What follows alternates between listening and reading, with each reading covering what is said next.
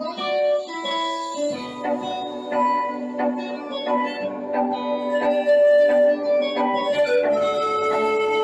chicos, soy la profe Loti. En esta ocasión veremos el movimiento parabólico o movimiento compuesto. Se llama justamente movimiento compuesto porque compone de dos tipos de movimiento, una horizontal y otra vertical, como veremos mediante un simulacro, donde el objeto va, a medida que va subiendo, va disminuyendo de velocidad y a medida que va bajando, va aumentando su velocidad. Y además el tiempo de vertical será igual al tiempo horizontal. En el tiempo vertical me refiero al tiempo de subida más el tiempo de bajada. Veamos sus características. Inciso A, en el desplazamiento horizontal el movimiento es uniforme. Como recorre espacios iguales en tiempos iguales, es una característica del movimiento uniforme. Luego, inciso B, en el desplazamiento vertical el movimiento es variado, recorre espacios diferentes en tiempos iguales. En el inciso C, el tiempo vertical será igual al tiempo horizontal para cualquier posición que alcance el objeto, ¿no? Sea en esta de subida o sea en esta de bajada. Inciso D, si el proyectil alcanza el mismo nivel de lanzamiento, la velocidad inicial será igual a la velocidad final, pero de sentido contrario. Observemos con más detalle en el siguiente esquema, donde la velocidad en el eje X se mantiene constante en todos los puntos o niveles. En subida el movimiento es retardado y en bajada el movimiento es acelerado. Esta altura máxima lo podemos calcular mediante las fórmulas para trayectoria parabólica, pero simétrica, donde altura máxima alcanzada será igual a la velocidad inicial al cuadrado, pero multiplicado por seno de alfa al cuadrado sobre 2 veces gravedad.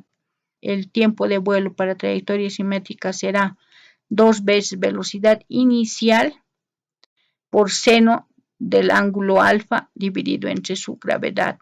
De igual forma, la distancia de alcance máximo, velocidad inicial al cuadrado por seno de 2 veces el ángulo alfa dividido entre su gravedad. Para una trayectoria asimétrica o movimiento de subida, tendremos que el tiempo vertical siempre será igual al tiempo horizontal. En cuanto a la velocidad inicial, siempre debemos descomponer, ¿no?, en una horizontal y una vertical. Formando un triángulo tendremos de esta forma, donde la velocidad vertical está ubicado frente al ángulo alfa. Entonces, la velocidad vertical será igual a velocidad inicial por seno del ángulo.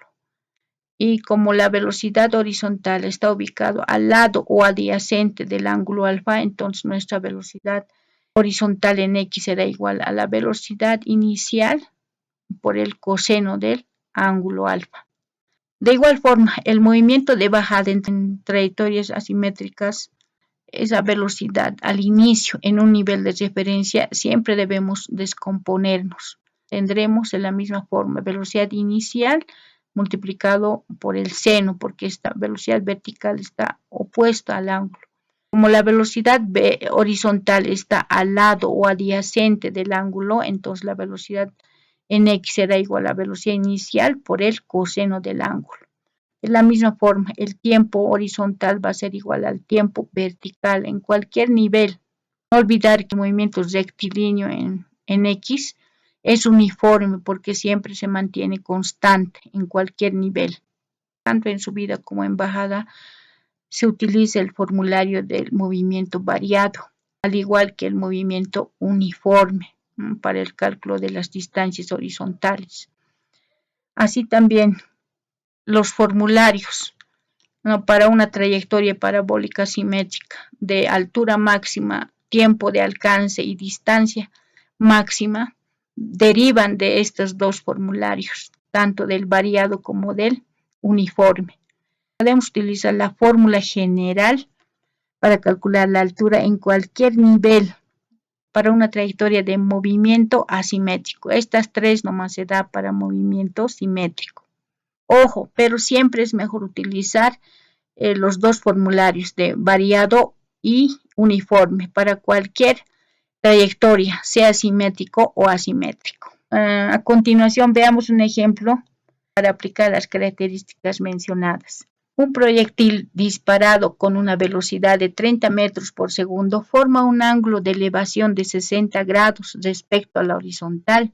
Determinar la altura máxima, la distancia de alcance horizontal y el tiempo para alcanzar esta distancia. Lo primero que hacemos siempre es sacar los datos y dibujarnos el esquema.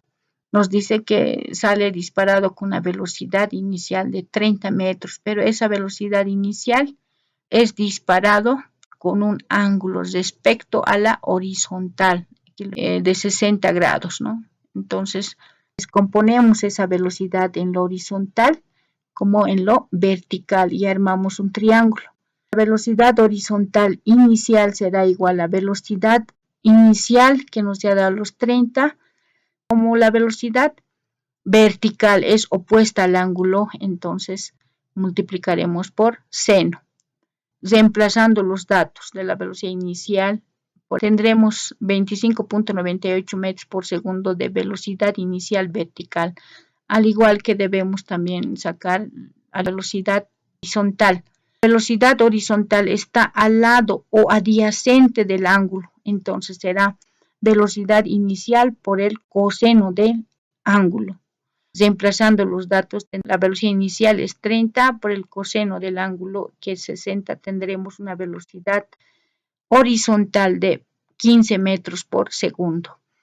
Vayamos a calcular la altura máxima utilizando el formulario número 2. Tenemos datos de la velocidad final vertical, que es igual a 0. Su velocidad inicial hemos calculado al inicio, 25.98. Conocemos la gravedad y la única incógnita que tendremos es la altura. Como está con signo negativo, lo llevamos 2 veces gravedad por altura al miembro izquierdo y se ha quedado la velocidad inicial al cuadrado. Y el que le multiplica 2 veces gravedad va a ir a dividir, reemplazando los datos y haciendo operaciones tendremos una altura máxima de 34.4 metros. Esta altura máxima, ¿en qué tiempo haya alcanzado? Podemos utilizar el formulario número 1. Ya tenemos el dato de nuestra velocidad final, que es igual a 0. La velocidad inicial vertical tenemos. Entonces, como nuestra incógnita del tiempo de subida tiene signo negativo, lo pasamos al lado izquierdo con signo positivo y se queda la velocidad inicial vertical. Como le estaba multiplicando la gravedad, pasa a dividir, reemplazando datos y haciendo operaciones, tendremos un tiempo de subida de 2.65 segundos. Este tiempo de subida también será igual al tiempo de bajada. Entonces, el tiempo total de vuelo tendremos la sumatoria de ese tiempo de subida más el tiempo de bajada, que será igual a 5.3 segundos. Y finalmente calcularemos la distancia de alcance horizontal D, utilizando el formulario de movimiento uniforme. La distancia X será nuestra distancia D y el tiempo que le está dividiendo va a pasar a multiplicar. Entonces tendremos que la distancia de alcance máximo será igual a velocidad en X por el tiempo de vuelo. La velocidad en X tenemos que es 15 metros por segundo y el tiempo de vuelo total es 5.3 segundos. Haciendo operaciones tendremos 79.5 metros. Como es una trayectoria simétrica, ¿no? Podemos aplicar también las fórmulas de parábola simétrica, que son la altura máxima igual a velocidad inicial, que es 30 por seno de 60 al cuadrado, dividido entre 2 veces gravedad, ¿no? Sale de igual magnitud calculada con la segunda fórmula. Reemplazamos nuestros datos en la fórmula del tiempo total. Tendremos 2 veces velocidad inicial por seno de 60, dividido entre 9.8 en 5.3, que es igual al tiempo de subida más el tiempo de bajada. De la misma manera con la distancia de alcance máximo. Reemplazamos la velocidad inicial multiplicado por seno de 2 veces el ángulo alfa dividido entre su gravedad, tendremos una distancia de 79.5 metros, como hemos calculado a partir de nuestra fórmula del movimiento uniforme. Estos resultados obtenidos también podemos verificar mediante la siguiente aplicación del simulador PET. Primeramente, ubicamos en la parte más alta de la trayectoria, donde se verá los datos del tiempo, la distancia máxima y la altura máxima, en el cual nos interesa el dato de la altura máxima. Posteriormente trasladaremos el tablero hasta la distancia alcanzada, donde verificaremos el tiempo de vuelo y la distancia máxima hasta ese punto. Bueno, espero que hayan entendido, muchachos. Nos vemos con otros ejemplos de ese tipo de movimientos. Chao, chao.